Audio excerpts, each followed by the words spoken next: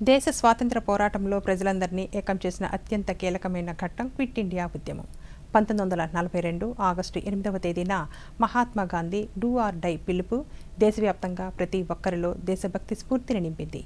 ఈ చారిత్రాత్మక ఉద్యమం ప్రారంభమై నేటికి 84 సంవత్సరాలు పూర్తవుతున్న సందర్భంగా దూరదర్శన్ ప్రత్యేక కథనాన్ని చూద్దాం.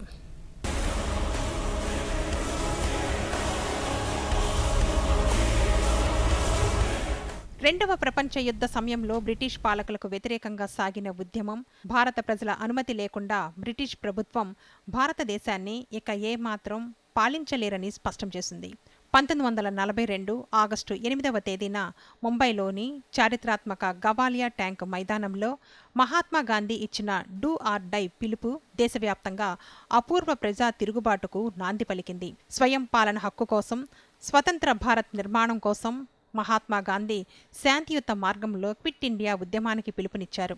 అనంతరం బ్రిటిష్ ప్రభుత్వం ఆగస్టు 9వ తేదీన ఉదయమే ప్రధాన నాయకులను జైల్లో బంధించింది. ఫలితంగా సాధారణ పౌరులు సమ్మెలు నిర్వహించి సమాచార మార్గాలకు అంతరాయం కలిగించి పౌరులు బ్రిటిష్ పాలనపై తిరుగుబాటు బావుట ఎగరవేశారు. ఈ ప్రజా ఉద్యమాన్ని అణిచివేసేందుకు బ్రిటిష్ ప్రభుత్వం నిర్దాక్షిణ్యంగా లాఠీ చార్జీలు, తుపాకీ కాల్పులు జరపడంతో చాలామంది ప్రాణాలు కోల్పోగా ఎంతో మందిని అరెస్టు చేశారు.